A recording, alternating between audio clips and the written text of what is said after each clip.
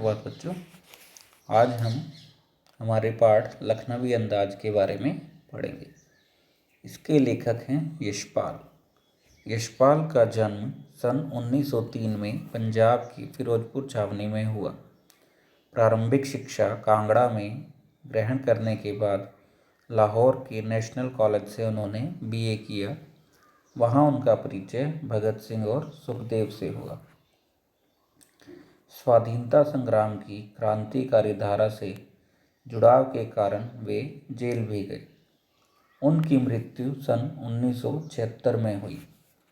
यशपाल की रचनाओं में आम आदमी के सरोकारों की उपस्थिति है।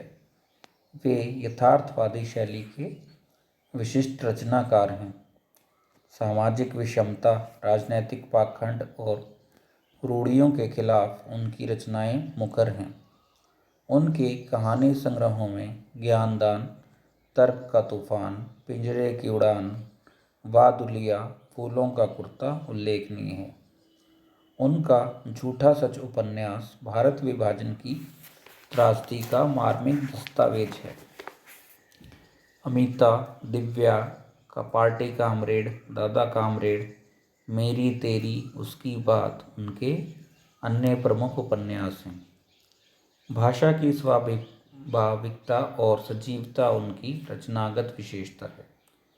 यूँ तो यशपाल ने लखनवी अंदाज व्यंग्य यह साबित करने के लिए लिखा था कि बिना कथ्य के कहानी नहीं लिखी जा सकती, परंतु एक स्वतंत्र रचना के रूप में इस रचना को पढ़ा जा सकता है।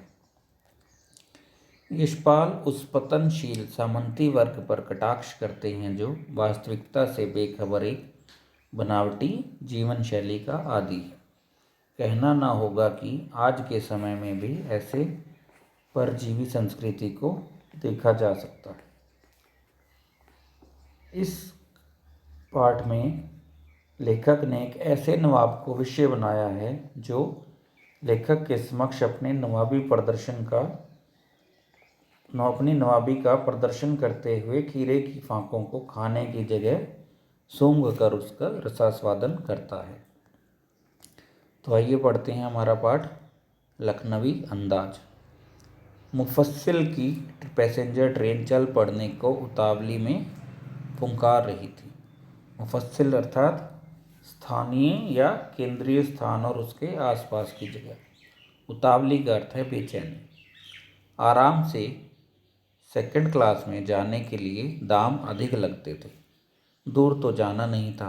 भीड़ से बचकर एकांत में नई कहानी के बारे में सोच सकने और खिड़की से प्राकृतिक दृश्य देख सकने के लिए सेकंड क्लास का टिकट ही ले लिया। गाड़ी छूट रही थी। सेकंड क्लास के एक छोटे डिब्बे को खाली समझकर जरा दौड़कर उसमें चढ़ गए। अनुमान के प्रतिकूल डिब्बा निर्जन नहीं था। प्रतिकूल का अर्थ है विपरीत, निर्जन का अर्थ है खाली। एक बर्थ पर लखनऊ की नवाबी नस्ल के एक सफ़ेद पोश सज्जन बहुत सुविधा से पालथी मारे बैठे थे। सामने 2 ताजे चिकने खीरे तौलिए पर रखे थे। डिब्बे में हमारे सहसा कूद जाने से सज्जन की आंखों में एकांत चिंतन में विघ्न का असंतोष दिखाई दिया। सहसा का अर्थ है अचानक, एकांत चिंतन अकेले में सोचना तथा विघ्न का अर्थ है बाधा या रुकावट। सोचा हो सकता है यह भी कहानी के लिए सूझ की चिंता में हो या खीरे जैसी अपदार्थ वस्तु का शौक करते देखे जाने के संकोच में हो। नवाब साहब ने संगति के लिए उत्साह नहीं दिखाया। हमने भी उनके सामने की बर्थ पर बैठकर आत्मसम्मान में आंखें चुरा ली। ठाली बैठे कल्पना करते रहने की पुरानी आदत है। नवाब साहब की असुविधा और संकोच के कारण अनुमान करने लगे। संभव है नवाब साहब ने बिल्कुल अकेले यात्रा कर सकने के अनुमान में किफ़ायत के विचार से सेकंड क्लास का टिकट खरीद लिया। किफ़ायत का अर्थ है बचत। और अब गवारा ना हो कि शहर का कोई सफ़ेद पोश उन्हें मझले दर्जे में सफ़र करता देखे। अकेले सफ़र का वक्त काटने के लिए ही खीरे खरीदे होंगे और अब किसी सफ़ेद पोश के सामने खीरे कैसे खाएं। हम कनखियों से नवाब साहब की ओर देख रहे थे। नवाब साहब कुछ देर गाड़ी की खिड़की से बाहर देखकर स्थिति पर गौर करते रहे। ओह! नवाब साहब ने सहसा हमें संबोधन किया। आदाब अर्ज का अर्थ है नमस्कार। जनाब, खीरे का शौक़ फरमाएंगे? नवाब साहब का सहसा भाव परिवर्तन अच्छा नहीं लगा। भांप लिया, शराफत का गुमान बनाए रखने के लिए हमें भी मामूली लोगों की हरकत में लथेड़ लेना चाहते हैं। जवाब दिया, शुक्रिया किबला, शौक़ फरमाएं। इन पंक्तियों में शराफत का अर्थ है शालीनता या सज्जनता। गुमान का अर्थ है घमंड, लथेड़ लेना, जबरदस्ती सम्मिलित करना तथा किबला का अर्थ है आप, समान सूचक शब्द। आपके लिए किबला बोला गया है। तो इन पंक्तियों में लेखक ने बताया है कि एक बार वह कहानी के बारे में सोचने के लिए उन्होंने सोचा कि ट्रेन का सफ़र किया जाए। इसके लिए उन्होंने सेकंड क्लास का टिकट खरीद लिया ताकि भीड़ से बच सकें और आराम से बैठकर खिड़की से बाहर देखते हुए कहानी के बारे में सोच सकें। लेकिन जब वह डिब्बे में चढ़े तो देखा कि वहाँ पर एक लखनऊ के नवाब साहब भी बैठे हुए हैं। नवाब साहब को लेखक का यूँ डिब्बे में चढ़ना पसंद नहीं आया। इसके लिए लेखक ने अनुमान लगाया कि हो सकता है नवाब साहब ने कुछ बचत के इरादे से सेकंड क्लास का टिकट खरीदा हो और अब उन्हें यह अच्छा नहीं लग रहा कि शहर का कोई साधारण सा आदमी उन्हें इस मझले दर्जे में या नीचे के दर्जे में सफ़र करता हुआ देखे। लेखक ने यह भी अनुमान लगाया कि नवाब साहब ने अपना सफ़र काटने के लिए खीरे खरीदे होंगे तथा अब वह नहीं चाहते कि वह कोई उन्हें इन साधारण सी चीज़ को खाते हुए देखे।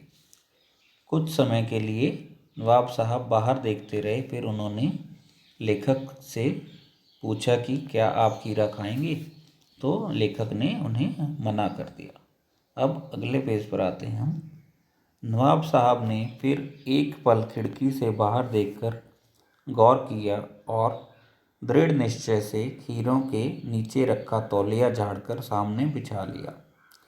सीट के नीचे से लोटा उठाकर दोनों खीरों को खिड़की से बाहर धोया और तौलिए से पोंछ लिया। जेब से चाकू निकाला, दोनों खीरों के सिर काटे और उन्हें गोदकर झाग निकाला। फिर खीरों को बहुत एहतियात से छीलकर फाँकों को करीने से तौलिए पर सजाने लगे। एहतियात का अर्थ है सावधानी तथा करीने से का अर्थ है अच्छे से सजाना। लखनऊ स्टेशन पर खीरा बेचने वाले खीरे के इस्तेमाल का तरीका जानते हैं। ग्राहक के लिए जीरा मिला नमक और पिसी हुई लाल मिर्च की पुड़िया भी हाजिर कर देते हैं। नवाब साहब ने बहुत करीने से खीरे की फाँकों पर जीरा मिला नमक और लाल मिर्च की सुर्खी बुरक दी। उनकी प्रत्येक भाव भंगिमा और जबड़ों के स्फुरन से स्पष्ट था कि उस प्रक्रिया में उनका मुख खीरे के रसास्वादन की कल्पना में प्लावित हो रहा है। हम कनखियों से देखकर सोच रहे थे, मियाँ रईस बनते हैं, लेकिन लोगों की नज़र से बच सकने के ख्याल में अपनी असलियत पर उतर आए हैं। नवाब साहब ने फिर एक बार हमारी ओर देख लिया। वल्लाह, शौक़ फरमाइए, लखनऊ का बालम खीरा है। वल्लाह का अर्थ है कसम से तथा बालम का अर्थ है अच्छा। नमक मिर्च छिड़क देने से ताजे खीरे की पनियाती फाँकें देखकर पानी मुंह में जरूर आ रहा था, लेकिन इनकार कर चुके थे। पनियाती का अर्थ है पानी से भरी हुई या रस भरी। आत्मसम्मान निभाना ही उचित समझा। उत्तर दिया, शुक्रिया, इस वक्त तलब महसूस नहीं हो रही। मैदा भी जरा कमज़ोर है, किबला शौक फरमाए। तलब का अर्थ है इच्छा तथा मैदा का अर्थ है स्टमक या पेट। नवाब साहब ने सतृष्ण आँखों से नमक मिर्च के संयोग से चमकती खीरे की फाँकों की ओर देखा। खिड़की के बाहर देखकर दीर्घ निश्वास लिया। खीरे की एक फाँक उठाकर होठों तक ले गए। फाँक को सूंघा। स्वाद के आनंद में पलकें मुंद गई। मुंह में भर आए पानी का घूंट गले में उतर गया। तब नवाब साहब ने फाँक को खिड़की से बाहर छोड़ दिया। नवाब साहब खीरे की फाँकों को नाक के पास ले जाकर वासना से रसास्वादन कर खिड़की के बाहर फेंकते गए। नवाब साहब ने खीरे की सब फाँकों को खिड़की के बाहर तो फेंक कर तौलिए से हाथ और होंठ पोंछ लिए और गर्व से गुलाबी आँखों से हमारी ओर देख लिया, मानो कह रहे हों, यह है खानदानी रईसों का तरीका। नवाब साहब खीरे की तैयारी और इस्तेमाल से थक कर लेट गए। हमें तस्लीम में सिर खम कर लेना पड़ा। यह है ख़ानदानी तहज़ीब, नफासत, नज़ाकत। तस्लीम का अर्थ है सम्मान, तो सिर खम करने का अर्थ है सिर झुकाना, और नफासत नज़ाकत का अर्थ है कोमलता, और तहज़ीब का अर्थ है शिष्टता। हम गौर कर रहे थे खीरा इस्तेमाल करने के इस तरीके को खीरे की सुगंध और स्वाद की कल्पना से संतुष्ट होने का सूक्ष्म, नफीस या एब्स्ट्रैक्ट तरीका जरूर कहा जा सकता है, परंतु क्या ऐसे तरीके से उदर की तृप्ति भी हो सकती है? उदर की तृप्ति का अर्थ है पेट भर जाना। नवाब साहब की ओर से भरे पेट के ऊंचे डकार का स्वर सुनाई दिया और नवाब साहब ने हमारी ओर देखकर कह दिया, खीरा लजीज होता है, लेकिन होता है शकील। नामुराद मैदे पर बोझ डाल देता है। लजीज का अर्थ है स्वादिष्ट तथा शकील का अर्थ है आसानी से ना पचने वाला। ज्ञान चक्षु खुल गए, ज्ञान की आंखें। पहचाना, ये है नई कहानी के लेखक। खीरे की सुगंध और स्वाद की कल्पना से पेट भर जाने का डकार आ सकता है, तो बिना विचार, घटना और पात्रों के लेखक की इच्छा मात्र से नई कहानी क्यों नहीं बन सकती। तो बच्चों, यह था हमारा पाठ लखनवी अंदाज, जिसमें लेखक ने एक नवाब के बारे में बताया है कि उन्होंने अपनी नवाबियत को दिखाने के लिए ही खीरे को सूंघ सूंघ कर फेंक दिया, और ऐसा इस तरह से दिखाया कि जैसे उनका पेट भर गया हो या नवाबों के खीरा खाने का यही तरीका हो। तो पाठ के प्रश्नोत्तर हम अगले वीडियो में करेंगे। धन्यवाद।